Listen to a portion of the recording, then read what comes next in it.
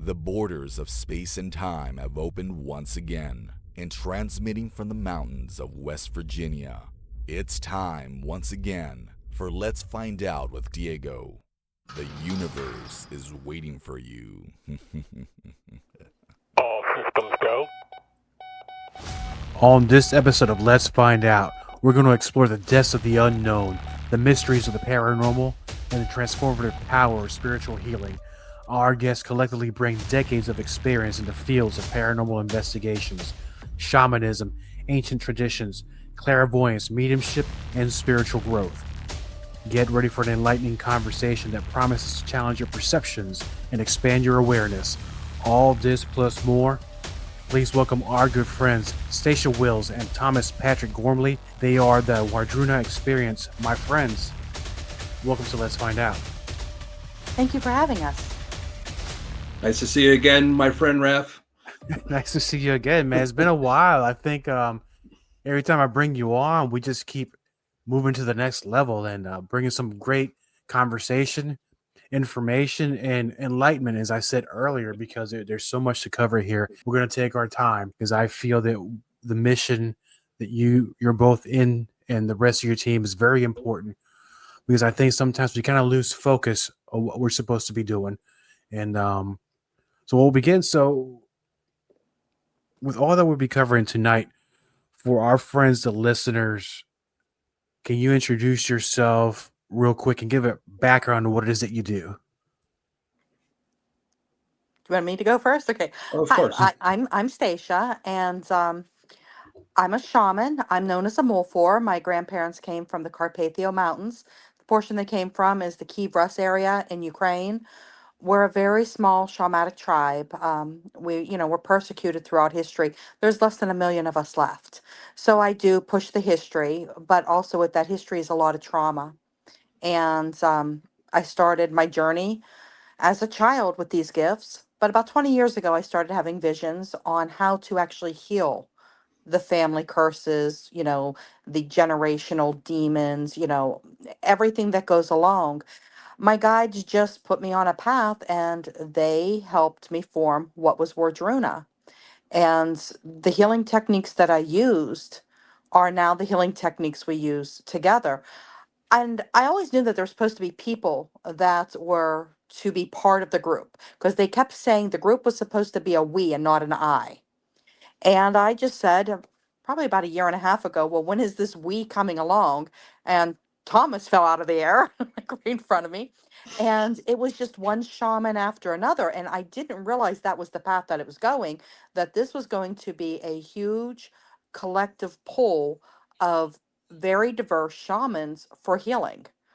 And in the meantime, before I met Tom, we were doing therapy sessions with different groups, VAs, independent therapists. There was some from Cleveland Clinic, but we have hypnotists. There was just so many different forms of healing modality that I was using myself to get past my trauma. And when I presented it to Tom, I reached out to him. Somebody told me I was supposed to, and I sent him a request, and I said, "Hi, my name's Stacia, and I'm a shaman." And it was just instant connection from there. Tom knew exactly what I was talking about, and he grabbed me by the hand and he took off running with Wardruna, to the point I trusted him so much that I handed it over to him to run, so I could just sit back and do the portion that I do. And Tom has been just an amazing part, and he's brought so many people to Wardruna. The group we have is amazing. But I'll let Tom talk, and then we'll talk about the group. Yeah. So it is amazing. It's one of those things that people in the paranormal have to know. Yeah. You watch the TV shows, you watch all that, and it's this pattern. It's a linear pattern. And we're looking at this with Wardruna has a 360. So if you have to help a client at their home, they're having a paranormal issue, you arrive, and me, my psychology background, I notice sometimes, hey, this person was just off at war.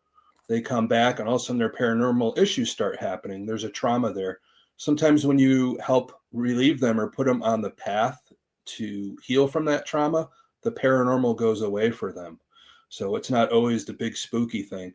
Sometimes it's our own, what we call familiar demons, that we help people get in line with and recognize. It's almost to the point where we talked about before, Raph.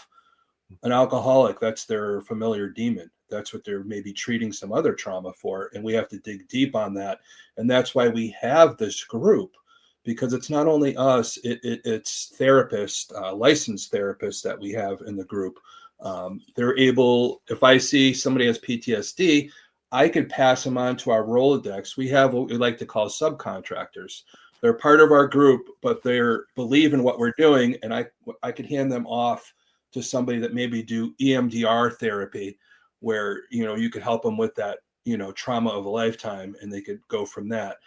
Akashic records, anything you could think of that might help, to the point where we've sent people that were hearing voices, and we determined sometimes people said, oh, let's just give them a pill, they'll be fine. No, you found out they had a vitamin D deficiency. And once they got back on the vitamin D and they were doing well, the voices went away. So we're treating holistically, and we're looking at the problem a little deeper, whether it be trauma or just an actual paranormal issue going on, and we pass it on. We have heads of the group that do like energy healing, and we have a head of the group, Kathy Faketic, who does that. Of course, Stacia is the head of all the psychics and the mediums and the shamans and all, and I'm just overseeing the whole group. The medical people, our ghost hunting crews that go to some of the cases to see what's really going on. So it's a lot of diverse stuff going on. It's a big group, but it's a tight group too. It's a we, it's not an I. So that's what makes it so great, is we're all talking to each other, communicating, and getting these ideas to make sure that we look at it in a 360 whole to help our client heal or put them in the right direction to have that. And it always comes full circle, because Stacia will tell you that she'll work with a client and send her off to somebody that does the EMDR. And then full circle, a couple of years later, she comes back to Stacia in a totally different outlook on life, and thanks us and is appreciative, and everything that we might have said to them has come to pass, and they're on a better path. And that's the thanks that we need. Helping somebody go to sleep, taking fear away, taking that trauma away, or putting them on the right path. That's what it's all about. It's everything. It's not just paranormal. It's all the other things. It's the healing of your spirit, your mental awareness, and your physical awareness. Again, if one of those things is off, then everything gets to be off. So we want to try and keep that together as a whole with Wardruna. And, it's interesting, as always, Thomas, that you pretty much answered every question that I was going to do with the follow-ups. It's almost like you were reading everything I had here, which is perfect, which is why I am a shaman, so. Well, there is that, as seen on television. No, I'm kidding, brother. But, with a 360 approach, and I'm glad that you mentioned that. It's very important, because this is going to be not much of a question. It's kind of a statement with a question. It'll be kind of loaded. Now, and all of us, we've been around for a little while. We've seen paranormal groups and TV shows like a Richter scale. It's popular ones, and it's not popular. I think we're right back to where we are, where it's becoming more of a popular thing to do, where untrained people go to locations and do things that maybe they should not be doing. And I'm one of the opinion that perhaps, I'm not saying we as a whole, but some people have lost their ways when it comes to doing these types of investigations, because I'm seeing a whole lot of people trying to get the clicks, got to get the fame or the cool points on the internet. I'm not seeing much resolution. I'm not seeing much help, especially in residential cases, that once everything's done, they pack their bags and goes. Maybe the homeowner is stuck. Like, I have no answers. In fact, maybe they're worse off than when we first started. With your approach, say a residential is done, because you say you have different team members, different skill sets. Right. How does that go with your team, and how do you help, I'll say, a homeowner find a resolution or some sort of peace in this location? Can I take this one, Tom? Oh, God, yeah. Yeah. Yes. So Tom and I have worked on many cases together. We've both, we've done house cases in our past, separate also. But when we get a call in, I usually, Tom and I usually take it, we assess it. We've had calls where I'm just like, this is absolutely familiar demons. This is mental illness. This is trauma, PTSD. And we start putting them in the right path. It's up to them to want the therapy. We can't force that. Also, we can't ask about the therapy unless the client tells us because there is HIPAA involved. So, I need to make that, abundantly clear. We're very, very professional in that way. Unless the client comes and tells us, we don't know who goes visits whom then. But, we've had cases, and we'll talk about, um, our veteran, but we've had cases where it was just mental illness. We're working on a case now where I talked to the woman, I brought Tom in, we talked to the woman, we passed it over to um, the investigative group, and they determined it's a haunting. Now we're standing back, they're doing the whole investigation, we know nothing what's going on. I don't know any of the history of the land, I know nothing until they call me to step foot on the land, and that's when the shamans will come in to then help cleanse the land. But we have ones, like I said, I had a case where I felt the gentleman was schizophrenic when I was going there. The whole entire time I'm going, this man's schizophrenic. I can feel it, and I'll tell you, I shouldn't have gone myself. I did. I stepped in. There was schizophrenia. I mean, it was everywhere, and he had a lot of weapons. I had to walk out and call the sheriff's department because he told me what he was setting up to do. So I mean, there's a lot of tense times. Depending on what you're dealing with. I would not recommend anybody going in. I knew better, and I should have never have done that. So it is nice now to have, other partners that we go in. But Tom and I had a very interesting case, and we got a referral from the VA. The VA told this gentleman to call Tom. Tom calls me and says, you can explain, Tom, exactly Yeah. what you were told. So he had sent me a lot of instant messages of pictures of things that were happening. But the thing that got me was he said that all the stuff that was going on was happening in his bedroom. And I asked him, I said, well, when did this all start happening? He says, about a year ago. I said, what happened a year ago? He said, I got a divorce from my wife. And I says, well, what did you do? What was your career? And he said, well, I was in the military. I fought over in Iraq. He says, there were some weird things that happened to me over there. And then I started having dreams about Iraq again and all that. And just we got to the point when I called Stacia, what she picked up on, what I was kind of picking up on myself, but I wasn't totally sure because I haven't really dealt with a lot of them, but she picked up on a jinn. So it ended up becoming a jinn case, which is a totally different approach because I don't know if your viewers know that when people hear of jinn, they think, oh my God, it's a demon or something. No, it's actually just like us. Mm-hmm. It does have free will. It does have to answer to somebody, but it's interdimensional to the point where sometimes it could see us, but we can't really see it. But we do know the energy's there. And that's the hard part to deal with it. It could attach to somebody, almost present like an incubus, succubus, or anything like that, potentially. And that's the way it was presenting to this gentleman because this thing was taking advantage of him at night.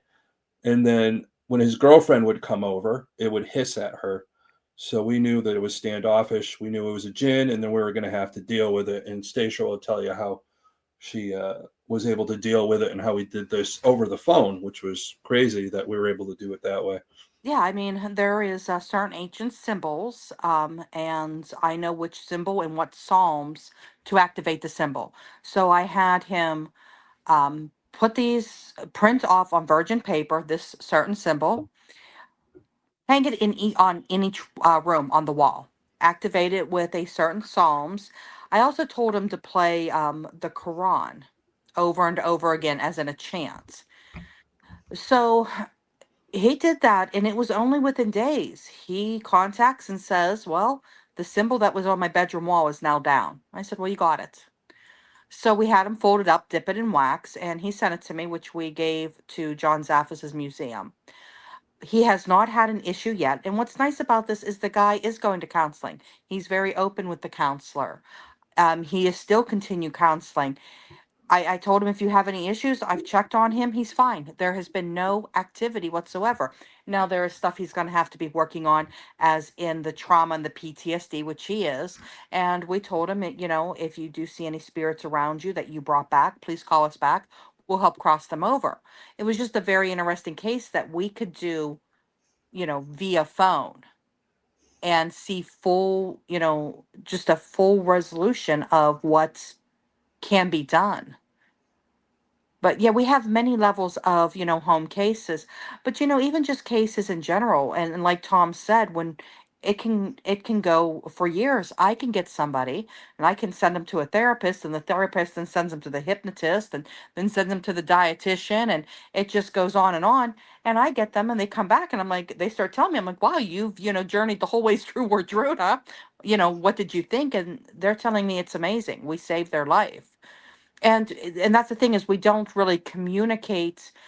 I can send maybe Larry the hypnotist. I have somebody, but I don't, like I said, I don't hear back unless the client comes to me, because that then becomes his client. We're very professional. There are some things that we do as we intermingle. The one therapist and I did develop a type of EMDR and soul retrieval.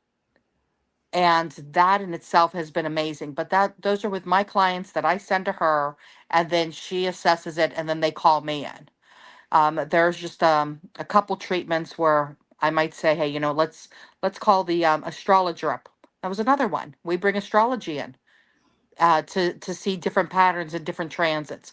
I had a woman come in and say she was hearing voices. I said, this is a transit. We called the astrologer. Didn't say anything to the astrologer. I said, here's her birth information. And she went and she goes, are you hearing voices? You're in a transit. I said, I knew it. Hmm. So, we don't want people poking or, thinking that they're psychic, or, listening to these voices. We want to make sure that it's complete health. We have holistic doctors. They're willing to run any blood work test to make sure that you're okay, because usually general practitioners in the mainstream healthcare are not. And it's usually a deficiency. So the whole group has collected a very nice group of professional people that just see things at every angle before you're just being thrown on medication. That would be preferable, because sometimes medications do far worse Oh, than what is yes. actually supposed to be sold to you that it's supposed to be doing. And Oh, it's interesting you mentioned talking about the 360 approach. You mentioned Jin, which is if correct me if I'm wrong, maybe I might be, I'm pretty sure I might be. Jin is more of a terminology from the Middle East, correct? correct. Which is why you start saying the verse in the Quran, which makes perfect sense, because you have to connect these things, something that's familiar to that spirit wherever it comes from. So not something you hear a lot in the United States with jinns. You hit because just kind of like different kinds of angel classes. You have negative spirits also have different types of things too. There are different classes of them as well. So it's good that you identified it and came up with some sort of solution for that. And was that your first encounter ever with a jinn, or No, I've been dealing with gin for 10 years, and it was funny because when Tom was presenting this to me, I got so excited. I kept going, it's a gin, it's a gin. I know what this is. It's a gin, it's a gin. And I was absolutely ecstatic. I love working with the gin. I have worked with them numerous times. I've had success. I've never had an issue. Some people don't like working with them. I've never, like I says, I've never had a problem. So it was very easy for me to work with, this being. But people have to understand, most of your demons are familiar demons. It's trauma. And everybody wants it to be that big scary thing in the closet. No, you really don't. That 1%, you really don't want that. I don't know why people, they want these demons and they look for it doesn't make sense to me. Not only that, not everything's a demon. There are elementals. There's different religions, there's every type of element, culture. There are so many things out there that we don't know. And just to label it a demon every time, and then they're like, well, it can't be taken care of. Why isn't the holy water working? Because it's not going to respond to holy water. So, like I said, this is a very diverse group of shaman, and we know we have a lot of, knowledge, a lot of training. We're not youngsters. And we're all professionals. We've been military. We've had our own businesses. We've worked many levels that brought us to the point of where we are, Wardruna. And with the network that you have of supporters and people that also work under you that you commission to do some work, what are I'm not say what are the qualifications, but what are you looking for in someone who says that want to be a part of your group? What are the qualifications, and what are you looking at an individual? As in who the core group is at the moment, it's closed. We have every section. We have a very nice group. The one department that we have open for more people are the medical licensed professionals. We can't seem to get enough of them. I mean, we no sooner get one in a state and it's filling up.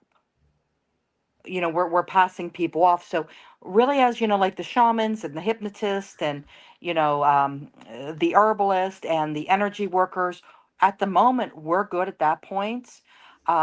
Each department, for example, if Kathy Faketic has an energy worker she's interested in, she will bring that in, and I will bring in the shamans. Tom and I oversee that, but at the moment we're it's a tight knit group at the moment, but it's a nice size group.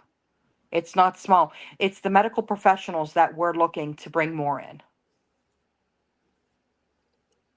And going back to something you said earlier, I think it goes hand in hand. When you mentioned generational curses, Yes. My opinions is that it could go either way. Whether they're learned behaviors that a son or a daughter picks up along the way, whether it's negative, mostly usually negative because it affects them in a bad way. I look at it from, I've had some friends in the UFOlogy world where they are the opinion that certain people are essentially tagged, let's say by an extraterrestrial or by something. And each generation they come back to see how they're doing, whether it's negative visitation or some sort of experience they see when they actually show up in your bedroom, you're abducted, and do the experiments. On this side of the fence, obviously a little bit different. What are these generational curses? What's causing them? Is it really inherited through a bloodline, or are these some sort of negative spirits that just will not let go of these families? It's a little bit of everything. Wouldn't you agree, Tom? Yeah, I think there's a lot of it that works that way. Yeah. It's a little of everything, depending on, that's epigenetic sometimes too, part of it. But there is, when somebody is abused, they learn from their abuser and they grow up, they become an abuser, and it just goes on and on until somebody breaks that chain. So that's kind of how it is. Some people that live in poverty, all they know is to live in poverty. So when they get older, they don't have that presence of mind. You got to let people know, hey, you could succeed. You could break this chain by doing this, instead of letting yourself fall into whatever is going on in that generation to generation. So. And everybody that is in the group, we were the generational curse breakers within our family. And what's nice is anybody who says they've completely healed their trauma, they have not even started to heal trauma, because it never goes away. You always have something that triggers you. But what I like about our group is I can have a bad day and I can call the therapist I need within the network, to help me. And we've all used the network. We've all helped each other. We've even called each other out, like, come here, something's going on. There's this group, Wardruna. We need to tell you about it. We've said that to our own members. Like, we need to talk to you about this group. And we kind of laugh and we talk because we do have the trauma. And, it was just our journey, our path to heal it this time and to correct it. I know, as in my family trauma, my great grandfather was put in an orphanage in Ukraine. The only thing that man knows is abuse. That orphanage after World War II was charged with crimes against children. Only 5% of the children lived, and he was one of them. And my grandfather was a monster. So, it was just abuse after abuse after abuse until it landed at my doorstep, and I was not going to have it. And I worked very hard not to be like these people.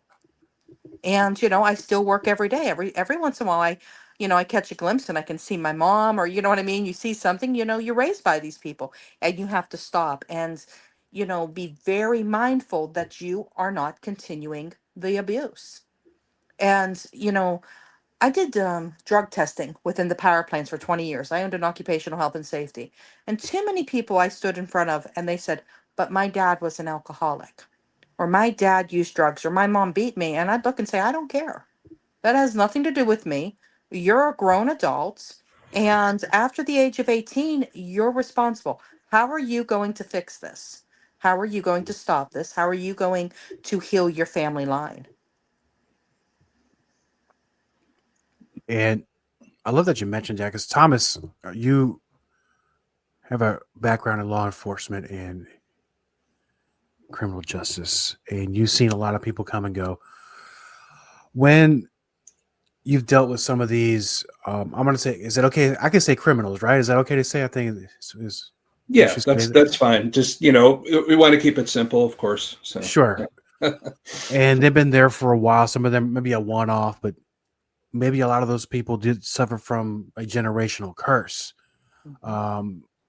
Without naming names, can you think of a person or a case where this was 100% legit, definitely a generational curse? Yeah, anybody that is in prison, Yeah, isn't inherited sometimes. You don't just become a criminal. It's a learned behavior, whether it be, a family trait. Because a lot of these inmates say, well, my dad was in jail and, because of this, and having that, hearing those stories at a young age and learning, you could do either one thing. You could say, I don't want to be like that person. Mm-hmm. Or I'm going to take on, like, oh, my dad was my hero. I'm just going to do the same stuff. And they end up in jail too. It's that mind. It's like, I talk about serial killers. All of us go through trauma. There comes a point where you could break the trauma, where you're being abused. And like Stacia says, you get to the point is, I'm not going to be this way. In that frame of mind, you change. Or you keep the trauma and you don't make that change and you just continue and you pass it on, or you become somebody like a Jeffrey Dahmer or anything like that from the abuse or whatever. Any of these people, it all goes hand in hand.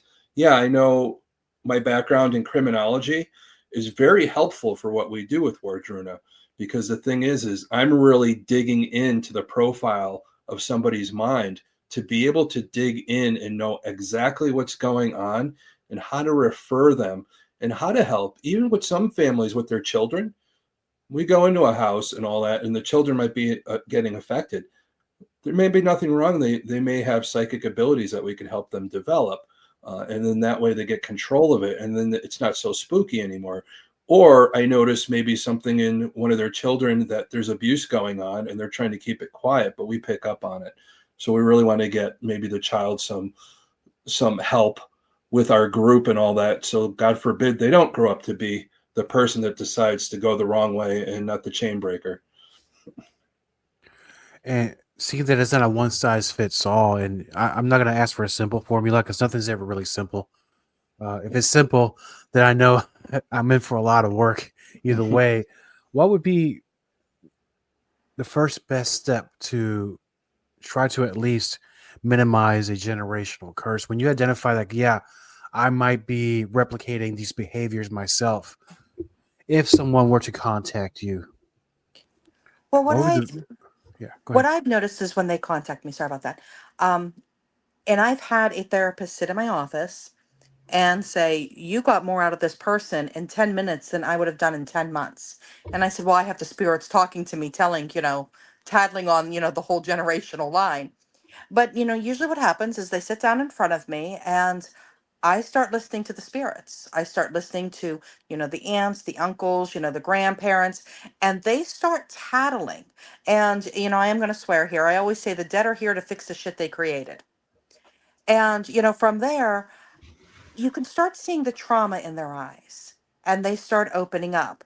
That is when I noticed my best time is you need to go to therapy. And right there, I have put people in therapy. I have had crisis on the line because, somebody came in and was so damaged that the only thing we could do is get crisis and get them to the hospital, because they ended up landing at, our doorstep, because they don't want. What's odd is I think we're still a little taboo, and it's sometimes easier to talk to us, and sometimes it's hard to get into therapists. So having a nice network of therapists where I can send, hey, this is an emergency, so the person doesn't have to wait, 3 months to get, their first visit, it does kind of help. So, they come, and just being more taboo with the, shamanism and tarot, they just open up. And that's what I think, is the beautiful process in it. And when you're standing there looking at them, and then they also know that you were healing your trauma, and you can share with them as you're holding hands and sharing your experience, they know that they're not alone. And they are more than willing to do each step after that. I've walked a lot of abused women, and some of them have taken years through divorce cases of, narcissistic husbands. I deal with a lot of attorneys where we're right there. I have a client for you, and I'm taking them to the attorney's office, and they back away from the attorney. We go back and forth and back and forth, and, until they're healthy enough and strong enough to get the divorce. But like I said, I mean, it is a whole group of people, and the network just keeps growing as we do need the more attorneys and more medical. You're just seeing it grow more and more, and having more of a success rate of these people wanting to heal. And when you start talking to some of your clients, so you're talking about their ancestors are there and they're communicating through you and trying to maybe pass down something to them to say, hey, don't make the same mistakes that we did. We know what's wrong with this person. How does that work? Because I know that it can be very draining, I'm sure. Yes, how I see it is, I'll start seeing where, on what side of the family the alcoholism is, or where the sexual abuse is, or where the neglect was, or, maybe I'll sit there and I'll start, contacting relatives, and they're like, I have no clue. And I'm like, was your dad adopted? They're like, yeah. I'm like, well, that makes sense. Just because he's adopted doesn't mean that these ancestors don't exist. So then, that opens up a host, of different, problems with identity and everything. But I can pin in the lineage where what happens. And then that's when we start, breaking it down, and you can start seeing, the trauma. I've had fathers who said, I'm sorry I wasn't there. I've had uncles say, I'm sorry for what I did. I've had mothers who said, I wasn't well enough to take care of you. And, then they also give me details that I wouldn't have known, that allows them to understand that what I'm actually getting is a true message. And sometimes that apology from the other side has really helped. So do you think maybe that's what's keeping them here and not crossed over quite yet, because they're not done fixing the shit they broke? Correct. Yes, correct. Yes, That's that's how I see it. Yes. that kind of Fixing. hit me right in the guts, my friend. That's pretty deep. Yeah. But the thing is it doesn't stop there. When they're able to give that message of healing, and they know that the person they needed to get the message to has healed, then somebody like myself that does the counseling with the dead and with the living, and with the dead, of course, to help them heal themselves and make that decision to cross over. So that's where that comes in. So when she picks up that they got their message out and they still need some help, we're there. So again, we have like I said, 360. Everything is looked at the way we have to look at it and not miss anything. We really want to pull it apart and make sure that we don't miss anything, because it's always that one thing that you miss that could create more problems. Because I know, like you said earlier, there's people that go in, they really don't know what they're doing on an investigation, and they could create more harm than good. But we always want to let any of these investigators out there know, if they do hit a roadblock, call us. Yeah. There's no ego involved. It's just, if you go in to help a family and you're at a roadblock, call somebody that could help you or teach you. So that way that family gets help. You take away that trauma, you take away that fear. They're able to sleep at night or just get through life. So that's the important part. That's what we miss in the paranormal. That's why Wardruna is so important. Is if we don't take care of the 360, then we're just putting people back in their house with more problems. And the more problems that happen, the more divide there is as we try and go down that path of life. And we run into these things. And we want to take all that away, or at least give the path to be able to do that. And how does that affect you personally? Meaning that once you're done with a case, however long it takes, sometimes saying the generic term done with a case, you're not really done with the case because there's still follow-up and there's still the memories and the feelings. How does that affect you on a personal level? There's been some cases that I've laid down and cried at nights. I mean, sometimes it is very hard, the things that I see. I can openly talk about this case, because we're still advocating for this little girl. I had a woman, and since she's come to me, we've become very good friends. She came to me, and I looked at her, and she goes, "I'm worried about my granddaughter." And I said, my head's hurting. I said, "Something's going to happen to your granddaughter." I kept grabbing the back of my head, and I said, she's either, like beaten, shaken, dropped, something, like, you need to do this. I was so serious on it. I started calling um, CPS and just saying I was walking past the house hearing the child screaming. Um, Nobody really listened to us. And within 4 months, I got the phone call. The grandmother was at the hospital screaming that we didn't know if the little girl was going to live or die. She was only maybe 6 months old. It's a miracle she pulled through. The mother has now just been arrested after a year. The boyfriend is on his way of being arrested. The little girl, the bleed in the brain stopped. She's sitting, she's talking, she is blind in one eye.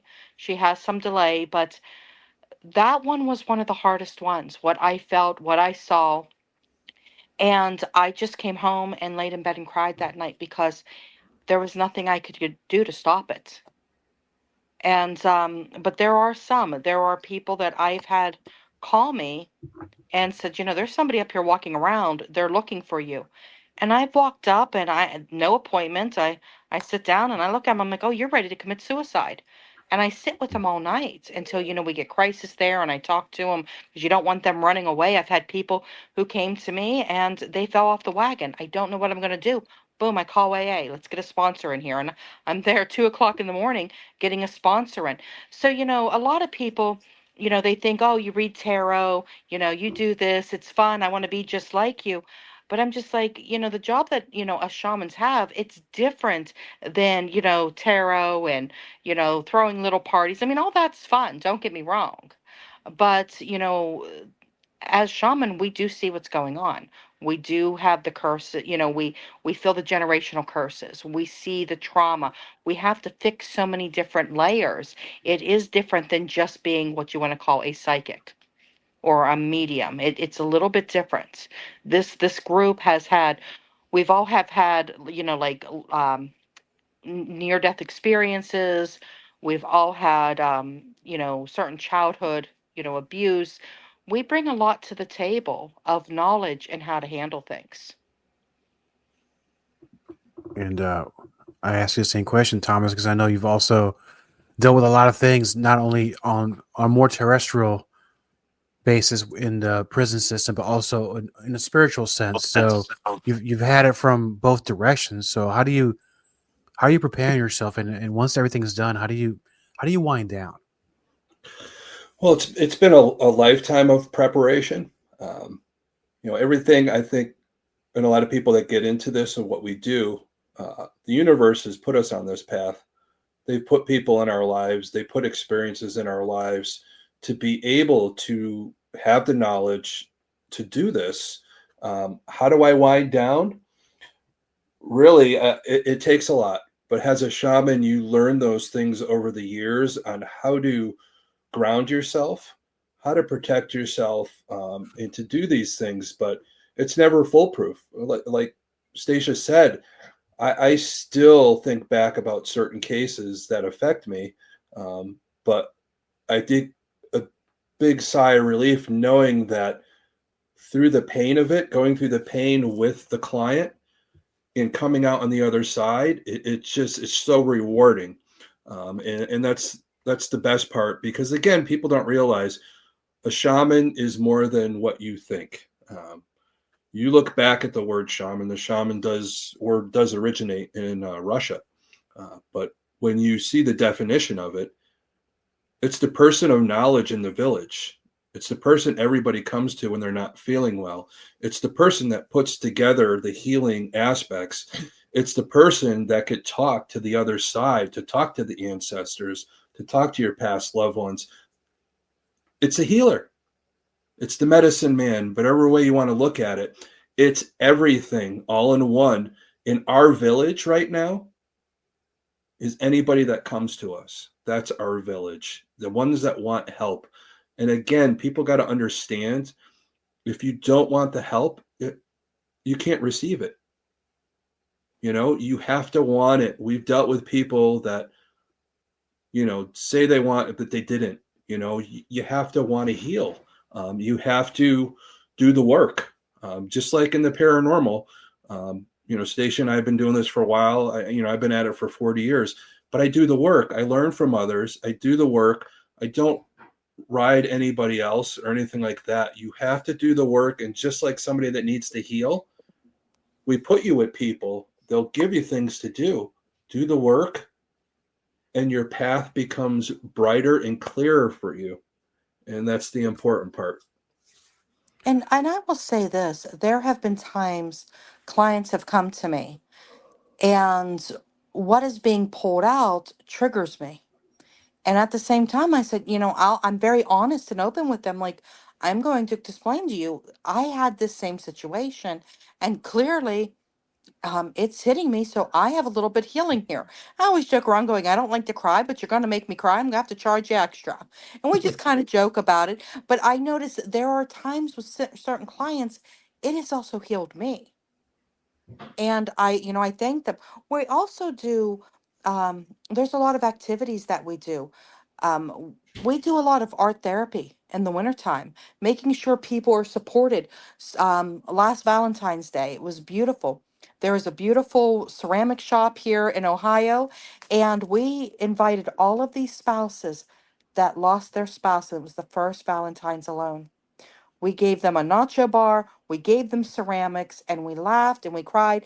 We had the psychiatrist there, we had the therapist there, we had energy workers there, just all to be supportive with these people who have been married 35, 45, 50 years. And now they're sitting there going, what do I do on Valentine's Day? So it is support. We don't charge them for that. There's a lot of things that, I put together that I don't charge for, just sitting around with maybe some candle magic of self-love and a bunch of women. And we're sitting in a dark room with a candle and we're giving affirmations of love just to make them feel better about themselves. So, there is the portion that, we're the business, but we're also the support network within the communities. There are the, local police. We're working with their advocacy departments to talk to victims. They have come to us. So we want to be that group that people can come more and more to, because it is not traditional, but it's just not flat. There's so many dimensions to help healing this, that they just don't feel like they're getting pushed through a system. And beautifully said, because there's a reason I asked a question to both of you a few minutes ago, because this is a whole different side, and I'll use the term paranormal or spiritual work, that nobody really hears about. Because I think they're so used to seeing, great, we caught something, here's what we saw, end credits.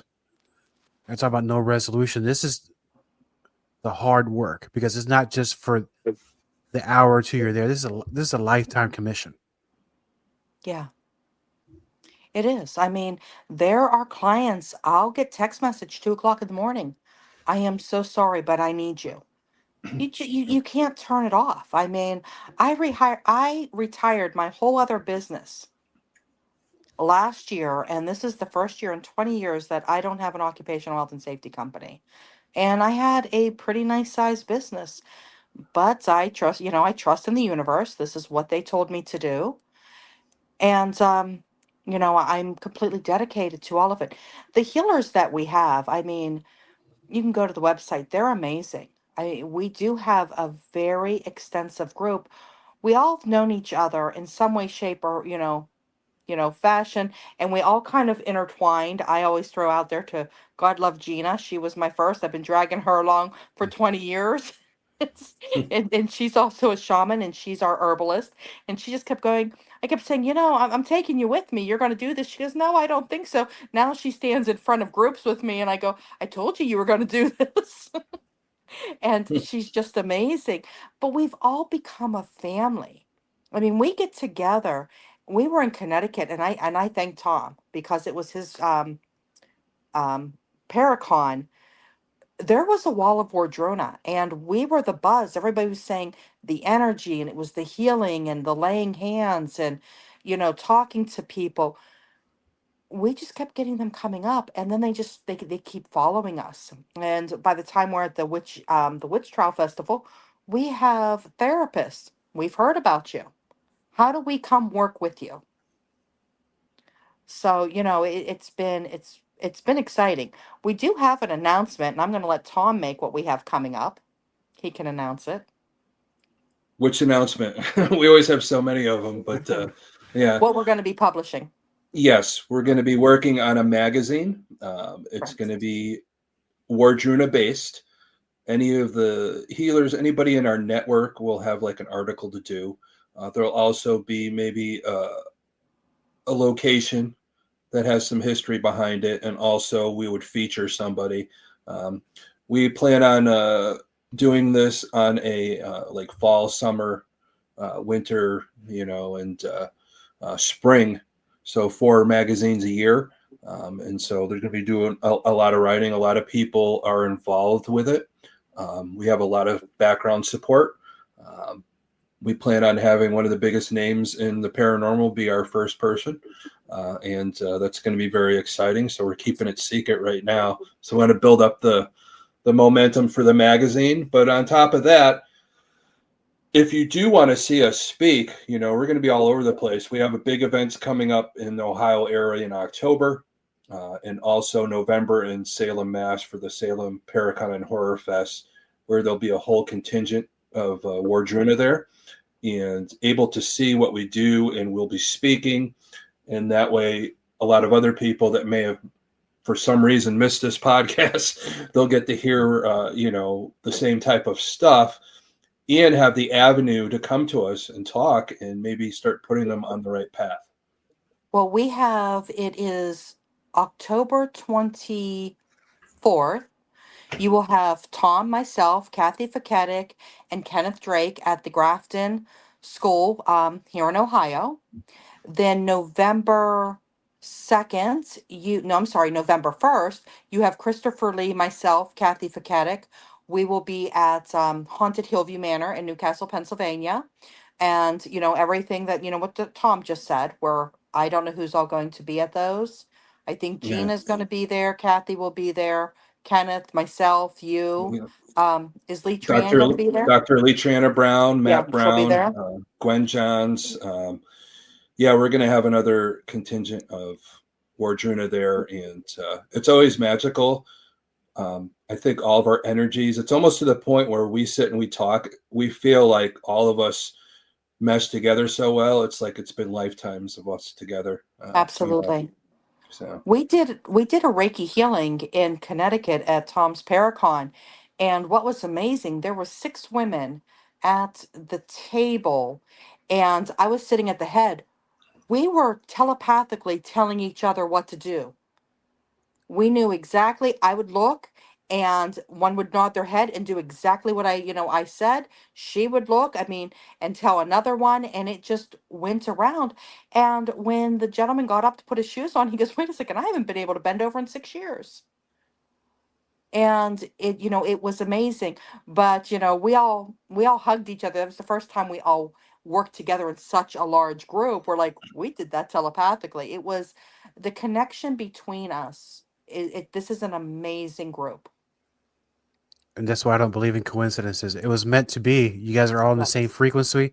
It was just a matter of time before your paths crossed.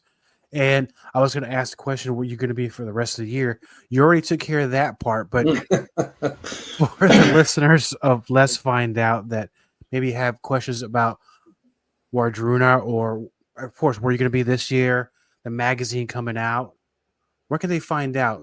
Through your socials, website? Yeah, they can go to either Tom's Facebook page or my Facebook. It goes under Wardruna, Stacia Wills. We do have a website. It's wardruna.net. I have a couple things I'm finishing up on it. We're putting up some people, so it's going to be back up in the next couple days. We pulled it down to pop up a few more practitioners that we put in there, but it is wardruna.net. But you can look us up on Facebook. Like I said, you can contact Tom, you can contact myself. From there, we will, get you in touch with anybody that you need to get in touch with. Excellent. And once you guys are stop being so busy, which probably will never happen. I've seen all the events and speaking engagements. Once the first issue of the magazine comes out, please come on the show. Let's talk about it. And want to know more about what's in the magazine, who's writing the articles, and perhaps we have some of them come on the show and tell some of their stories. We would love that. They would love that. Excellent. Thank you both for being on Let's Find Out tonight. Copyright Diego the Podcaster. All content for Let's Find Out is the property of Diego the Podcaster and is served directly from our servers with no modification, redirects, or rehosting. All celebrity impersonators are paid performers. The impersonated celebrities do not endorse or promote any views or opinions expressed by our guests, Diego the Podcaster, or Let's Find Out. The information shared on Let's Find Out with Diego is provided on an as-is basis, with no guarantees of completeness, accuracy, usefulness, or timeliness.